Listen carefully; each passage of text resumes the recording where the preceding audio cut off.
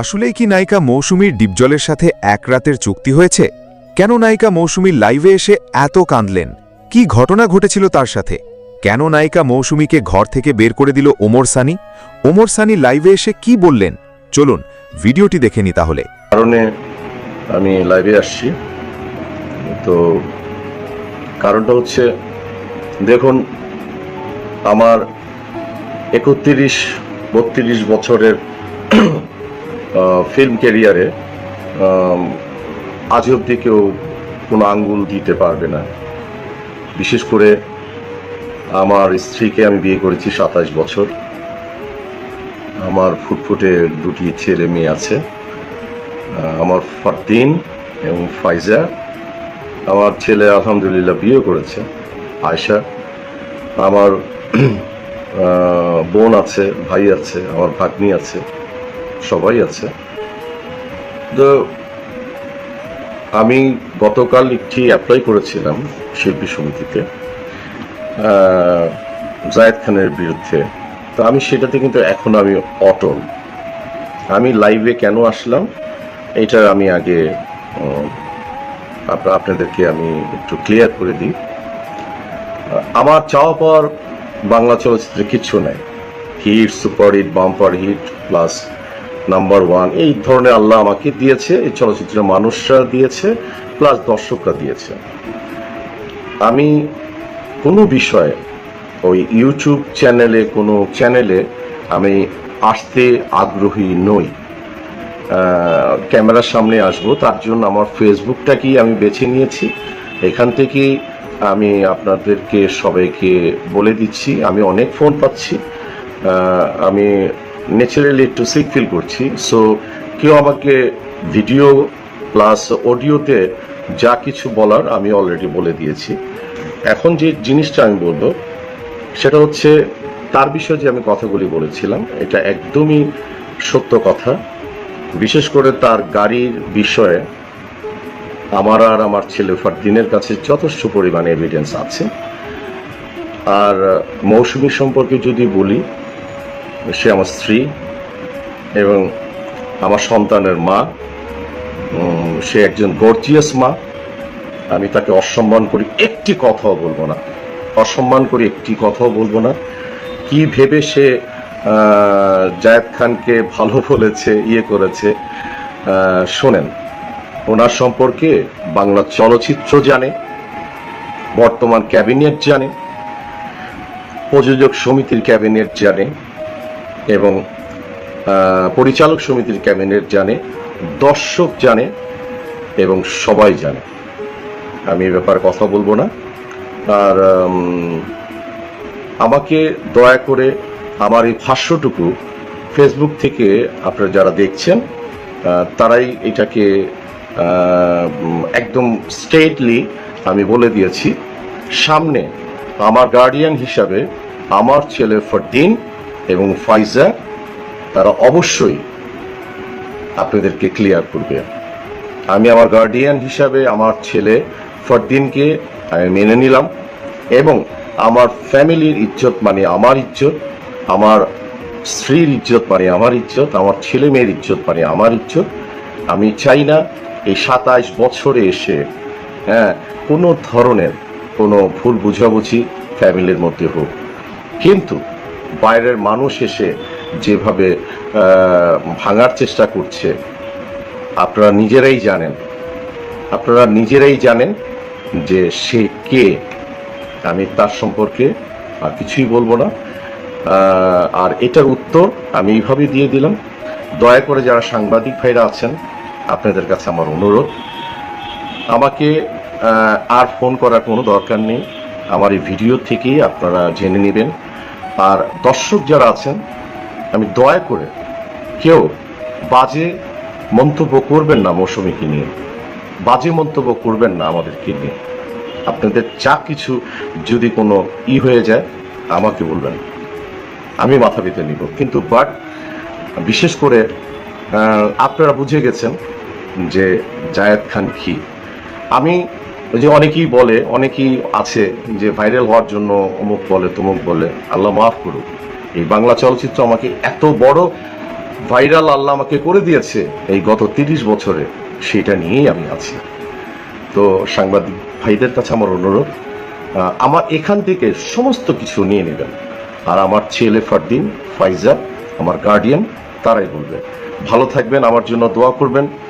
আর মূলত আমি একজন কার্ডিয়াক পেশেন্ট, আল্লাহ যেন আমাকে সুস্থ রাখে এবং নামাজের মধ্যে রাখে ইনশাআল্লাহ। আমিও আপনাদের জন্য দোয়া করি, আমার পরিবারের জন্য দোয়া করবেন। আমি কখনই কোনো খারাপ মানুষের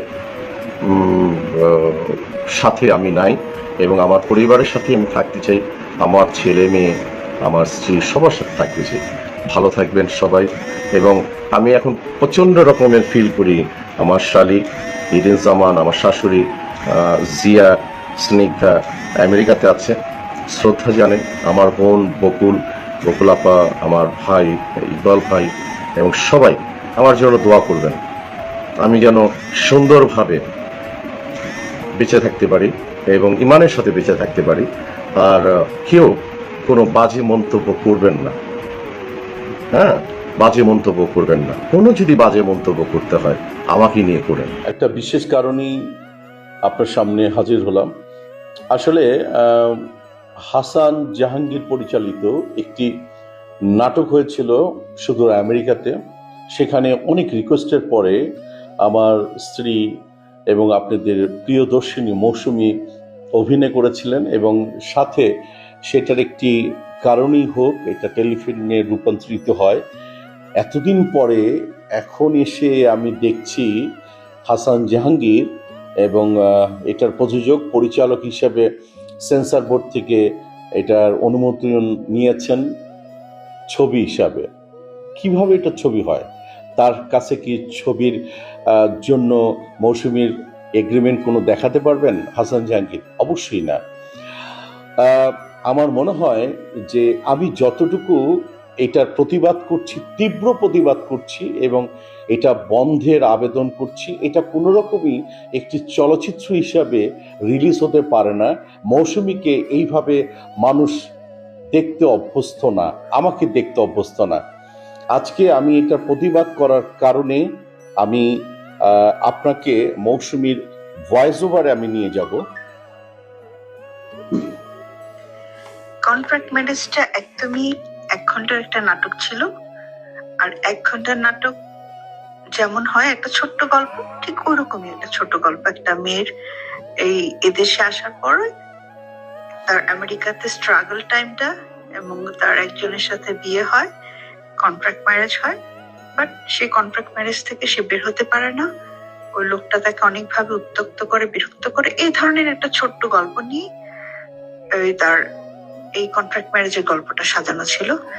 খুব অনুরোধ করার কারণে আমিও তখন এখানে ছিলাম দেখে আমি ভাবলাম যে ঠিক আছে, হাসান জাহাঙ্গীর এতবার করে আমাকে রিকোয়েস্ট করছে, ওরা অনেক দিনের একটা আমার সাথে কথাবার্তা হয়েছিল যে একটা কাজ করে দিব।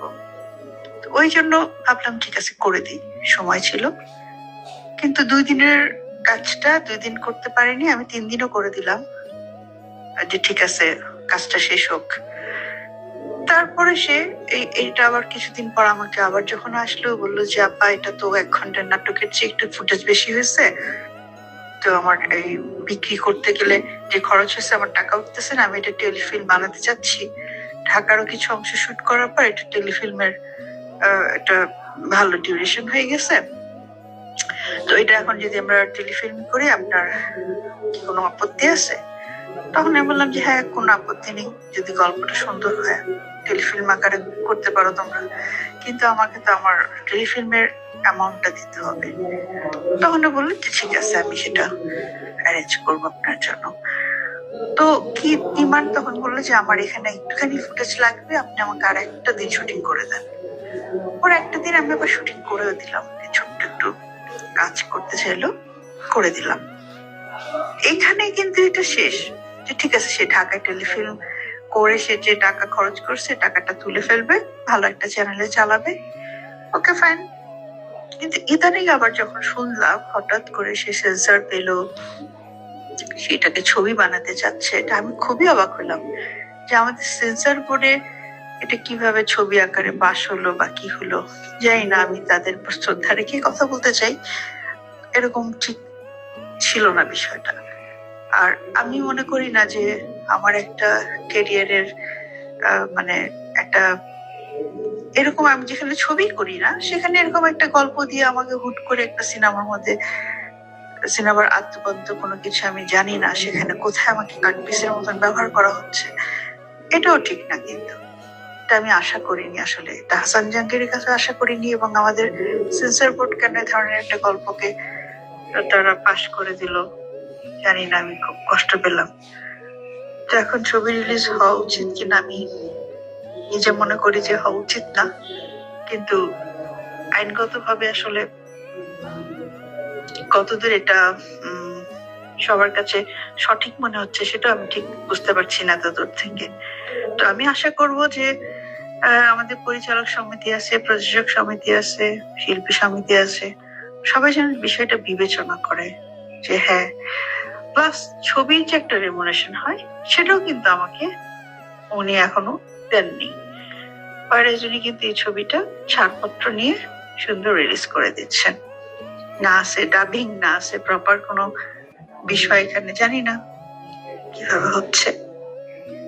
খুবই দুঃখজনক আসলে। এটা আমি মনে করি না আমার দর্শকরা এইসব এরকম কিছু দেখার জন্য আসলে প্রস্তুত হয়ে আছে। তারা এটাকে ভালোভাবে নিবে কিনা আমি খুবই চিন্তিত, লজ্জিত। সবাইকে আবার আমি আমার নিজের অন্তর থেকে আমি আপনারা শুনতে পেলেন মৌসুমীর কথাগুলি। দেখুন, প্রতিনিয়ত এইভাবে হবে এবং শিল্পীরা ঠকবে। আমি বিনয়ভাবে হাসান জাহাঙ্গীরকে অনুরোধ করতে চাই যে ভাই, ব্রাদার, তুমি যেটা করেছো এটা কি সঠিক?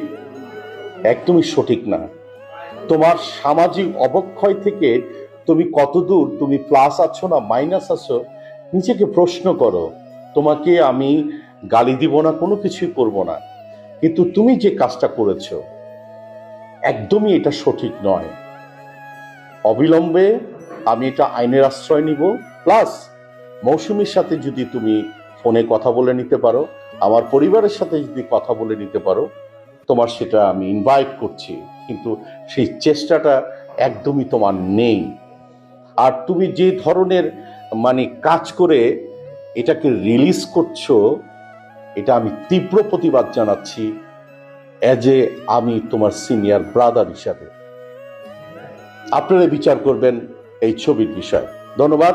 এবং সাথে আমি পরিচালক সমিতি, প্রযোজক সমিতি এবং শিল্পী সমিতিকে আমি চিঠি অলরেডি দান করেছি। বন্ধুরা, ভিডিওর মাধ্যমে আপনারা জানতে পেরে গেলেন যে নায়িকা মৌসুমীর সাথে আসলেই কি ডিপজলের সাথে কোনো বিয়ের চুক্তি হয়েছিল। এমন ভিডিও সোশ্যাল মিডিয়ায় খুব তুরফাল ভাইরাল হয়েছে। কিন্তু বন্ধুরা সত্যটি জানার পর আপনারা অবাক হয়ে যাবেন। এই জন্য অবাক হয়ে যাবেন যে কোনো চুক্তি হয়নি, এটা একটা মুভির দৃশ্য ছিল বন্ধুরা। হ্যাঁ, তবে হাসান জাহাঙ্গীরের সাথে মৌসুমীর সাথে একটা ঘটনা ঘটেছিল। তারা একটা মুভির কন্ট্যাক্ট করেছিল, কিন্তু কন্ট্যাক্টটা ভেঙে যায় হাসান জাহাঙ্গীর মৌসুমীকে ধোকা দিয়েছিল। বন্ধুরা ভিডিওটি ভালো লাগলে লাইক করবেন, কমেন্টে জানিয়ে দেবেন। ধন্যবাদ। নিজেদের খেয়াল রাখতে ভুলবেন না। আশা করছি এই ভিডিও আপনাদেরকে ভালো লাগবে।